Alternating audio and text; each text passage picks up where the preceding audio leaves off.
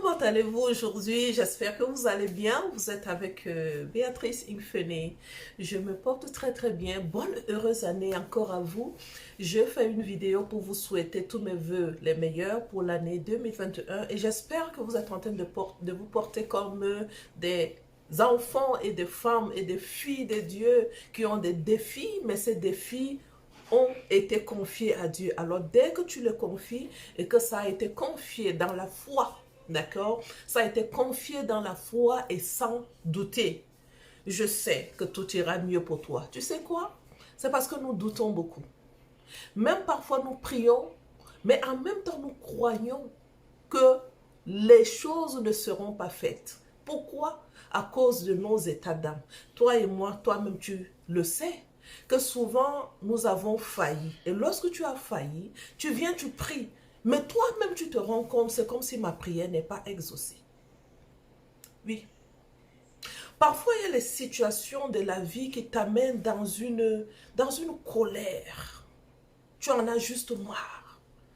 Il t'a énervé, ton époux. Je parle de ton mari. Il t'a énervé. Tu fais un effort pour passer dessus, tu n'arrives pas. Mais tu as juste envie de prier pour la situation. Mais tu vas aller prier pour la situation. Mais en priant pour la situation, l'état de ton cœur te fait comprendre en même temps, est-ce que ma prière est exaucée? Tu te poses cette question. Est-ce que ma prière est exaucée? C'est que tu oublies. Oh, l'ennemi, l'accusateur des saints est en train de rôder. La parole de Dieu va te dire, n'accuse pas le roi dans ta chambre.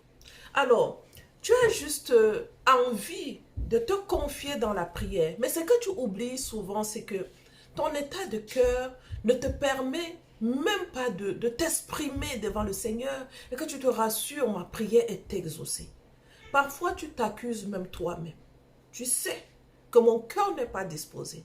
Mais la situation pour laquelle tu es en train de prier, tu sais que je dois prier pour cette situation. Mais le cœur, tu as mal. Tu es en colère contre la situation. Ce genre de prière n'est pas exaucé. Tu sais, l'ennemi entend souvent nos prières. L'accusateur des saints voit souvent nos pensées. La parole de Dieu va te dire dans Ecclésiaste 10, je vais te lire, Ecclésiaste 10, 20, il dit, ne maudis pas le roi, même dans ta pensée, et ne maudis pas le riche dans ta chambre où tu couches, car l'oiseau du ciel emporterait la voix. L'animal ailé publiera tes paroles. L'animal ailé publiera tes paroles. Oh, tu es en train, tu as dit qu'il t'a fait du mal. Et tu es en train d'amener cette situation devant le Seigneur. Mais ton cœur, l'état de ton cœur bloque ta prière. D'où, il y a beaucoup de femmes qui m'ont dit, je prie pour cette situation, Béatrice, ça fait longtemps que je suis en train de prier pour cette situation, mais c'est comme si les choses s'empirent. C'est comme si ça devient encore plus corsé. C'est comme si tout ce que je suis en train de faire, c'est comme le plan de l'ennemi se lève encore plus pour pouvoir m'étouffer et me faire encore souffrir dans la maison de cet homme. J'aimerais juste te dire, ta prière prend la disposition de ton cœur. Devant le Seigneur, ta prière est exaucée par rapport à l'état de ton cœur. Je te lis le livre de Jacques 5. Jacques 5 dit, 5,9. Ne vous plaignez pas les uns des autres, afin que vous ne soyez pas jugés. Ne vous plaignez pas les uns des autres, afin que vous ne soyez pas jugés. Voici le juge est à la porte. Tu es en train de prier pour la personne. Tu es en train de prier pour ton époux. Mais tu te plains de la situation. Tu te plains de son comportement. Tu vas par exemple lui dire, tu ne changes pas. Tu vas encore parfois dire, je suis déjà dépassé, je n'en peux plus. Tu pleures à l'intérieur de toi.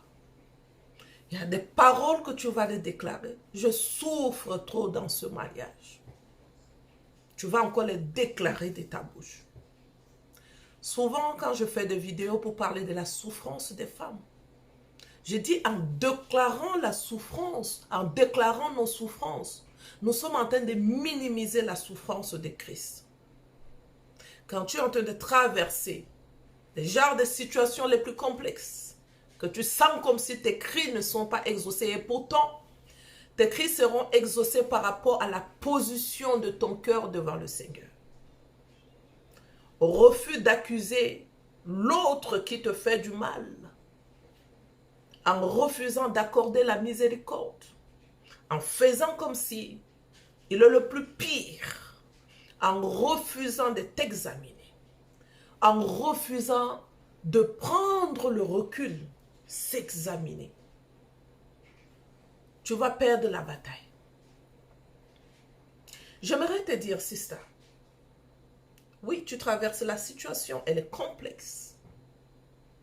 Mais tu dois savoir, Dieu compte sur toi pour justement aider cet homme à traverser cette situation.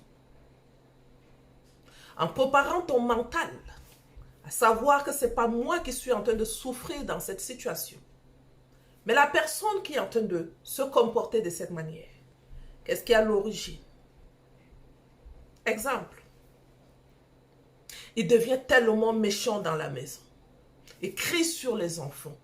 Il ne veut même plus te donner les rations alimentaires. Il a des paroles dures contre toi. Des paroles d'accusation qui te dira, même parfois j'ai déjà entendu, des femmes qui m'ont dit, mon mari me dit, c'est toi qui es à l'origine de la situation. Oh, tu vois comment l'homme est devenu infidèle au dehors. Mais dans ça, il va encore te dire, c'est toi qui es à l'origine de la situation qui perdure. Il ne veut pas assumer ses responsabilités. Et toi, de ton côté, tu continues aussi à l'accuser. Il faut qu'il y ait une personne qui s'humilie, car la Bible dit, humiliez-vous. L'humilité va précéder la gloire. Et la personne, c'est ça que je vais recommander souvent, de s'humilier. C'est celle que Dieu a créée comme une aide. Celle à qui Dieu a fait confiance pour porter la mission. Celle à qui Dieu a confié la mission, va et aide-le. C'est dur? Oui, c'est certainement dur. Mais en comptant sur une personne qui t'équipe, qui dit et les choses se réalisent, et qui te dit dans Somme 82, 6, ou c'est 86, 2, tu vas regarder entre les deux. Vous êtes des petits dieux. Attends, je te regarde ça en même temps. Ce serait mieux.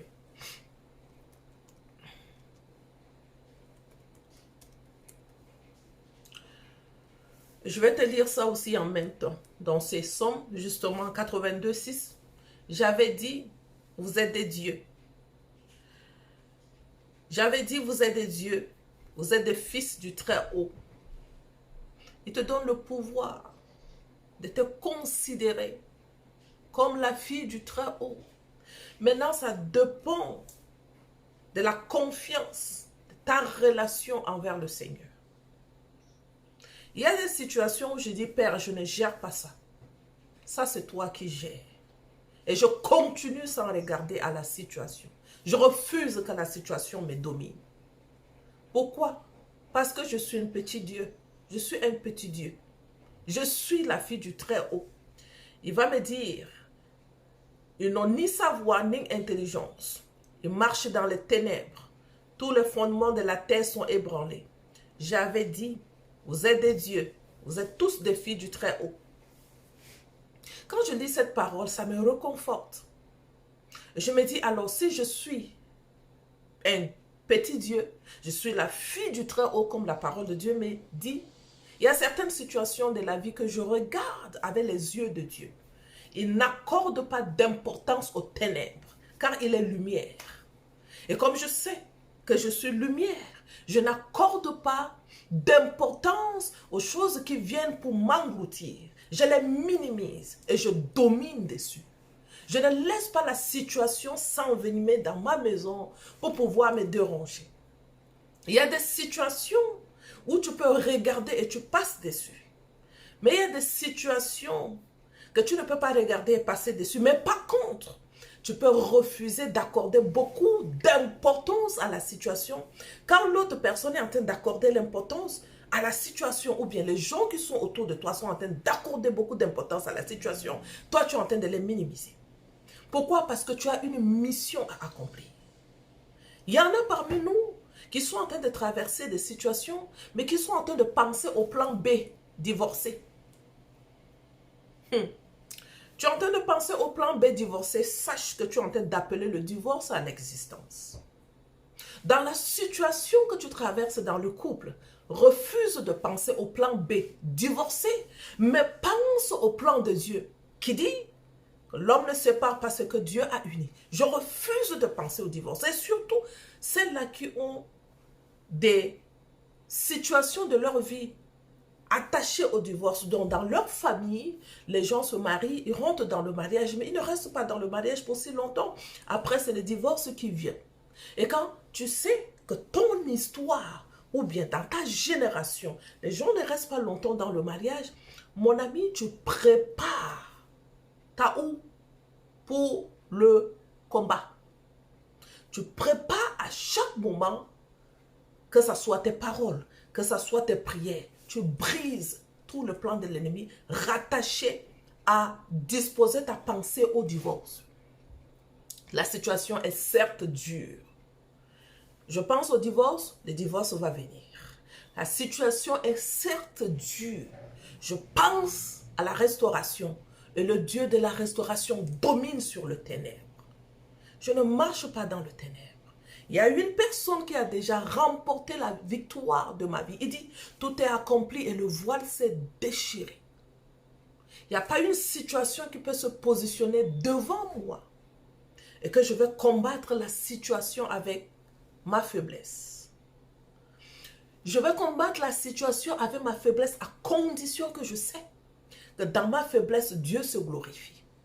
Et comme cette situation que je suis en train de traverser aujourd'hui, je suis faible dans cette situation, mais je sais une chose, en marchant, en avançant plutôt dans la situation, je sais que Dieu va se glorifier.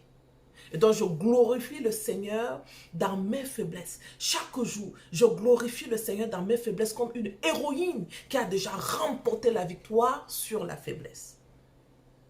Donc, tu es en train de prier pour ton époux. Les plaintes ne doivent pas être à la porte de ton cœur, mais plutôt s'humilier devant le Seigneur, tout en lui disant que ces combats ne sont pas les miens, ces combats sont les tiens. Et quand on a déjà confié le combat à Dieu, on ne se plaint plus du combat. On glorifie Dieu parce que Dieu va se glorifier dans la bataille. Et il va remporter la bataille.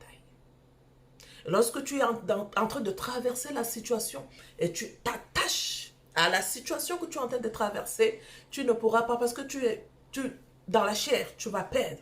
La situation va te dominer parce que l'état de ton cœur, c'est l'état d'une femme qui est déjà en colère contre ton mari qui t'a mis dans cette situation.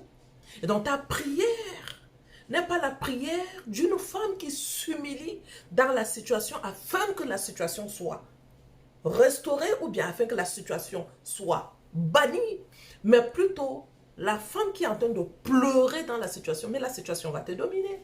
Toute cette situation ne vont pas te laisser tranquille. Je vais encore te recommander lorsque tu es en train de traverser la situation très complexe, que tu es en train de prier et que tu vois ma prière n'est pas exaucée, examine ton cœur. Ne fais pas la prière d'une pharisienne. Pense à l'unité dans le mariage. Le mariage est de Dieu. Mais on ne vient pas dans le mariage pour faire ce que nous voulons. Dieu ne change pas son institution par rapport à nous. Et donc, lui, dans son institution, Dieu les bénit et il leur dit, multipliez-vous. Non. Lui, dans son institution, il a dit, l'homme quittera son père et sa mère s'attacheront et deviendront une seule chair. Ça reste tel, ça ne change pas. Et comme l'homme quittera son père, s'attachera à sa femme, ils deviendront une seule chair, ça veut dire, lorsque le monsieur est en train de faire le dégât, ne pense pas que c'est le monsieur seul. S'il est méchant, ne pense pas que c'est lui seul. S'il est infidèle, l'infidélité s'est attachée à toi. Parce qu'il y a le lien d'âme, vous êtes devenus une seule chair. Et donc quand tu es, c'est un menteur par exemple, c'est un menteur. Tout ce qu'il fait, il ment seulement. Au lieu que tu l'accuses, tu parles qu'avec le mensonge, tu es un menteur, tu es en train de t'accuser toi-même, mais sans le savoir. Parce que l'institution de Dieu, c'est l'unité. Et donc, comme tu es en train de t'accuser sans le savoir, l'accusateur des saints va trouver une porte ouverte parce que tu lui ouvres une porte. Marche dans l'unité que Dieu a instaurée dans le mariage en déclarant devant le Seigneur que nous avons ouvert la porte. Nous avons ouvert la porte, pas mon mari, non. Ne prie pas par rapport à ton mari, prie par rapport à l'union dans le mariage. Nous, c'est ton mari. Il a commencé à faire ces choses-là. Mon ami, il t'a déjà contaminé avec ça parce que c'est l'unité.